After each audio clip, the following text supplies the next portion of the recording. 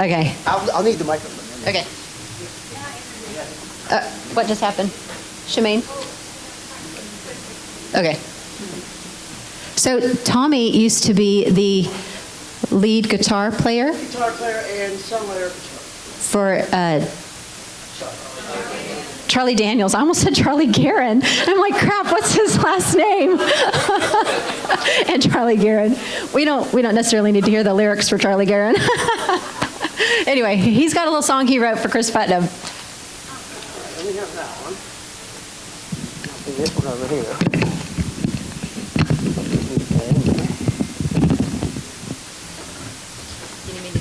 I'm good. My guitar broke, so as a good fiscal conservative, we're just going to use what we have. So I was over at Chris's house one day, and he said, I'm going to run for Congress. Which wasn't surprising because he is a political force. So we were talking about music, and he said, hey man, why don't you write me a theme song? And I said, I would love to write you a theme song as long as I can play it the day that you win. And he's promised me he will. It goes like this.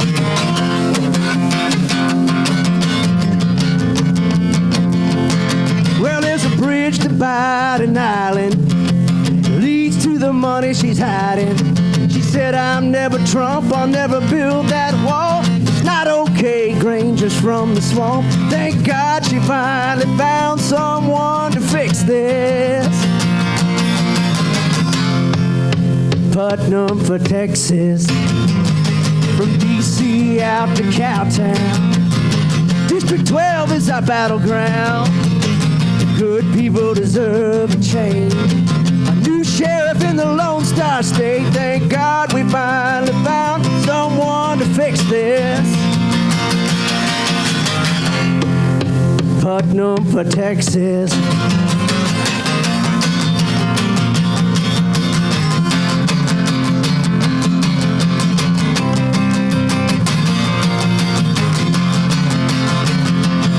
Well, she says she's pro-abortion. She's a liberal rider for it. Spend, spend, spend all that debt. Oh, you're tired of all her rhetoric. Thank God we finally found someone to fix this. Sing it with me, ready? Putnam for Texas, from D.C. out to Cowtown. District 12 is our battleground. The good people deserve a change. A new sheriff in the Lone Star State. Thank God we finally found someone to fix this. Sing with me, ready? Putnam for Texas.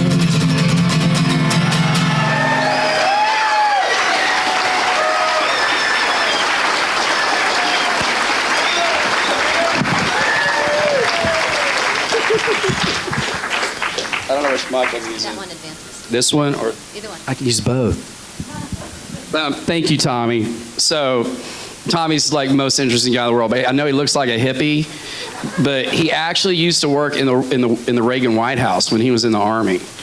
And then, of course, you know, as Julie mentioned, you know, almost a decade in the Charlie Daniels Band. He was a solo artist in his own right. So, I'm Chris Putnam, and I'm running for something.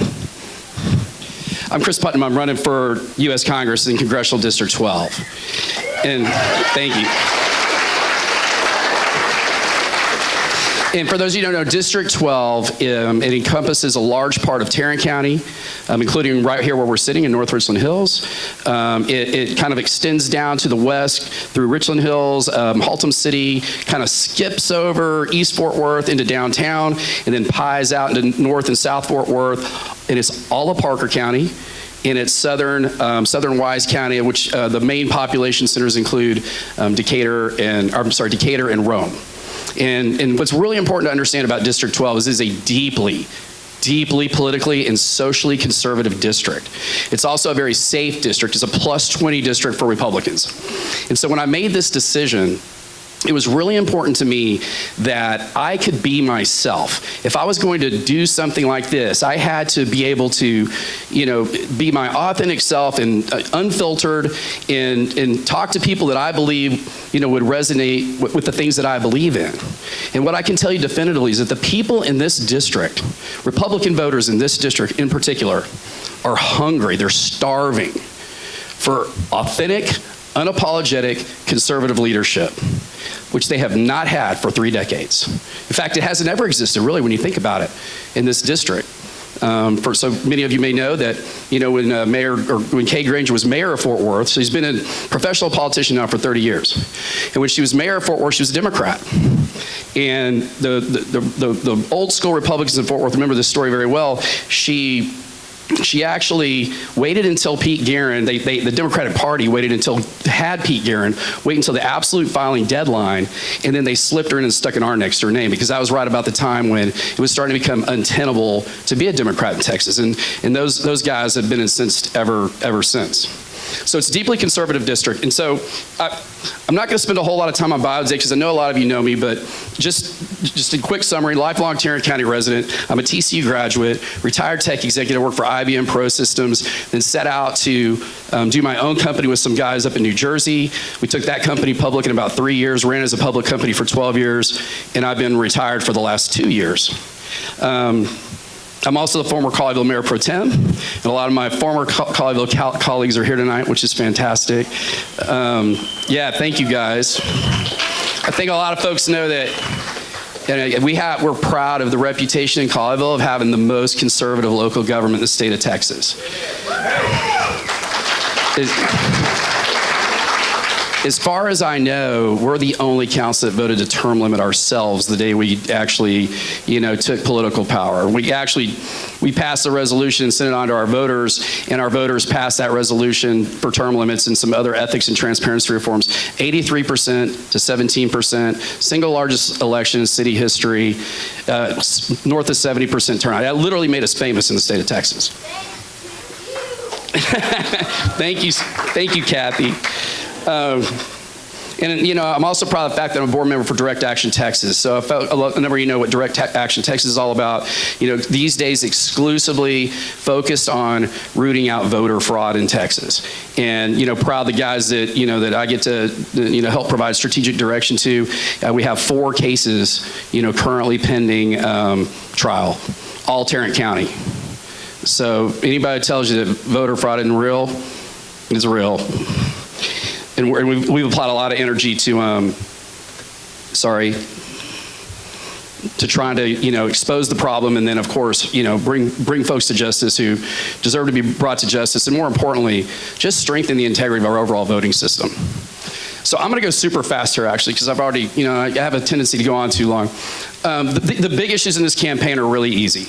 It's border security, immigration, and, of course, support for law enforcement, which is all wrapped up in that. It's protecting innocent life, and we'll get into some of the details of what we can do at the federal level to strengthen our abortion laws, or certainly to return responsibility to litigate abortion laws back to states, and then restoring fiscal sanity to Washington, D.C. and the federal budgets. Yeah. So just very quickly, I'm not going to spend a whole lot of time as Granger, because if I can't convince you that she's a problem, then we have bigger issues. By the way, Heritage Foundation score, Lifetime 57, Conservative Review 43, FreedomWorks 41, and Mark Jones, as you all know, nonpartisan out of Rice University, ranks her as the 2nd most liberal Republican in the Texas delegation. So this isn't a moderate. This isn't even a moderate. This is as bad as it gets, at least in Texas. It can get worse other places, as we know. So the border is the most important issue to voters in 12 this cycle. It's far and away. I try not to inject my ideas. I ask folks every day, what do you care about most? What's important to you? And it's always about, we actually need to strengthen the border. We got to do to real immigration reform. And, and this nonsense of all the cop-hating nonsense and ICE-hating nonsense, and, absolutely just attacking and, our folks that are leaving home every day to protect us has to stop. And what it really needs is at least somebody to actually stand up for them, which is not happening today. So Ms. Granger, she's voted for DACA, the funding for DACA every single time it's come up. Most famously, she was responsible. She was literally the lead negotiator on the Appropriations Committee with Nancy Pelosi during the government shutdown, which was exclusively about wall funding, and as you all well know, got almost nothing. In fact, it led the president obviously to have to go declare a national emergency and get the funding himself and build the wall on his own without Congress, which is effectively what's happened. So thank goodness he did that, right? But we still need to, fund border security and our immigration officials adequately. By the way, now, she's actually come alive in the last 5 weeks. Imagine that. And last week at a forum, she was explaining that she personally helped pick out the wall design. And the president approved it because he loved her wall design so much. She said, look, there's so many Google opportunities. She literally wouldn't even use the term the wall. She wouldn't co-opt Trump language until 5 weeks ago. And the law enforcement community is also very upset that she did not fund adequately the detention centers, the detention beds, because that means when they're full, they have to let folks go. And then we get into this cycle, right? And of course, and this is probably the most important thing, and this is, Republicans are as absolutely guilty as Democrats, because as you all also know, 3 years ago, we had it all. We had both houses of Congress and we had the presidency, right? And did absolutely nothing. In fact, it was worse than nothing. It led to the immigration crisis that we now have today. That's on her, period. And then probably, this is the thing with my opponent that you get a lot. She likes to adopt a lot of liberal talking points and piles on. And so, when we obviously had the family separation issues, she just piled on with the kids in cages rhetoric and just attacking the president. And look, we all know this also, right? That was an Obama-era policy. Those were Obama's cages. And so enough of this. It's ridiculous. I'm not going to spend a lot of time on the other issues real quick, but just not going to spend a lot of time on them tonight, but just real quickly. So there's this really famous video, and you're going to be seeing a lot of it in the next 2 months. And so I encourage you to go on Google or whatever and put in Kay Granger pro-choice, and then go to videos, and you'll see this interview with her on CNBC where the interviewer actually assumes when he first starts talking to her that she's a pro-life rep because she's from Texas. And she bangs on the table. She's like, well, you got me all wrong. I am absolutely a 100% pro-choice Republican. I don't know how many of those there are out there these days. And then goes on to great lengths to basically explain her position. So now, of course, 5 weeks ago at least, she's apparently had some sort of spiritual conversion, because she's 100% pro-life. But you'll see when you see the video, it's really going to be tough for her to walk it back. And of course, she funds Planned Parenthood. She supports embryonic stem cell research. This isn't even a question for voters. The work for all of us is.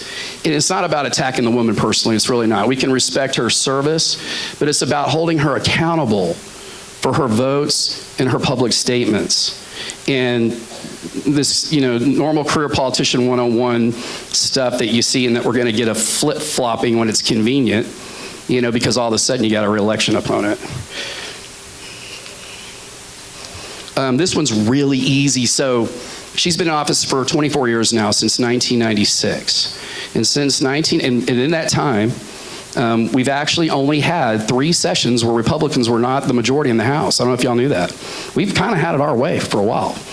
And of course, again, 3 years ago. So in that 24 years, what's the record? We tripled the size of the government. We tripled federal spending. We're over $5 trillion a year now.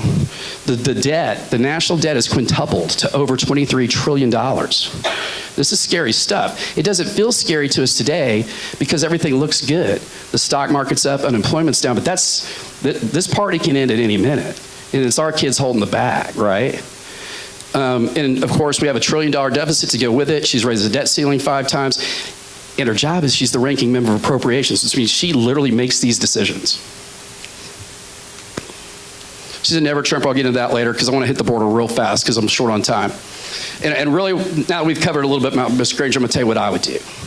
This is the biggest issue for me in the election. We got a lot of support from the law enforcement community. We have a tremendous number of law enforcement officials, including very senior ones, that are supporting us and actually helped convince me to come into this race. And in pretty short order, we're going to be able to announce some of those endorsements, and some of them are really exciting.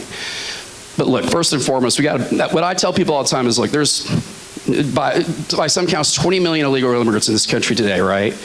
And before we start to talk about what we do with those 20 million people, we got to stop it, right? So there's a lot of potential solutions for how to handle 20 million people, and some of those people are good, some of those people are not so good, some of those people should have been gone yesterday, but it's not a problem we can solve until we stop the flow.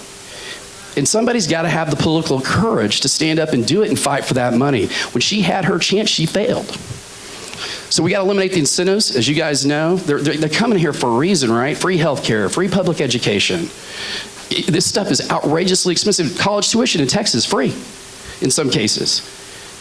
We're paying for this. And these things for us are expensive already, right?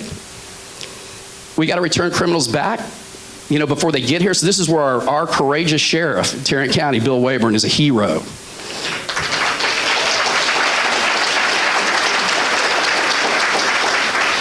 If you end up in his jail and you've committed a crime, you're going home, period. And it seems like a super easy thing to understand, except they don't. They fight us on it. And that's why you have these Katie Stiley situations. We did a ban on sanctuary cities. We got to get immigration law enforcement the help they need, and there's no solution even after we solve these things that involves blanket amnesty. One last thing, I know I'm slightly over time here, and this is important for you all to understand about me. So I don't play these games with Democrats. I didn't set out to be a politician. When I went for city council, I didn't set out to be a politician. I was just mad, honestly.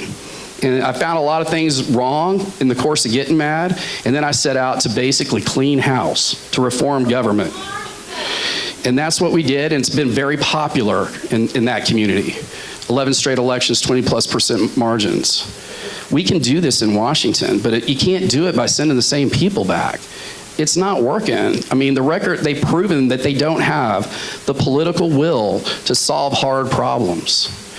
And so I got drafted into this process, but I'm glad I'm here. And because I got to tell you, it's insane everywhere I go, everywhere. Last week, I was at the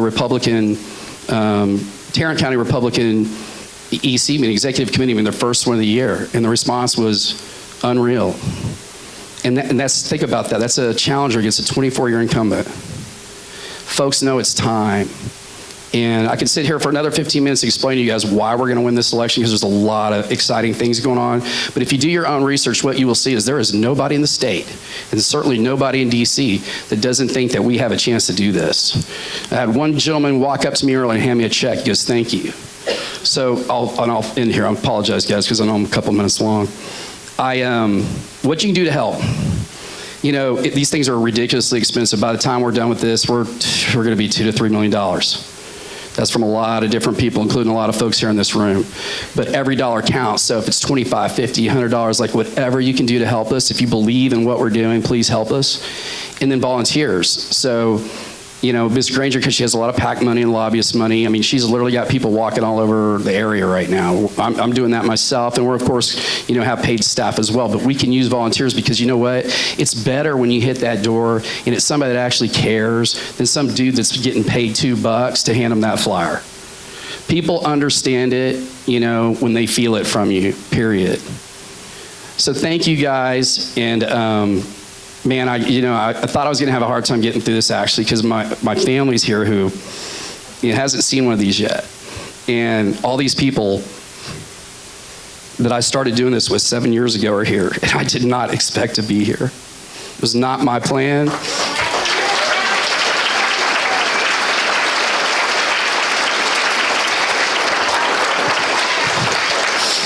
It wasn't part of my plan. It wasn't part of my plan until August, I think, that somebody made it my plan.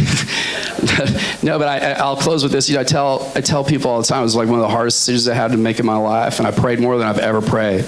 And I decided, and at first I was actually having a hard time getting an answer. And what I knew is that God either had something super important for me to do, or he wanted to humiliate me in a super public way. And so I went to church the next day, the day that I had to make this decision. There were people in this room who were involved, and I was I still wasn't hearing it. And I looked up on the stage, and my chief of police from my town, the town that, I invest a lot of my personal time, my family's time, energy in trying to do what I believe was right. He's up there, And this is one of the guys that we brought in, and he's with my pastor talking about the armor of God, Ephesians. And I looked at my friend next to me, I go, well, there's the answer. And I felt all the way, like every day, I just say, hey, do what you're gonna do with me, and I let go.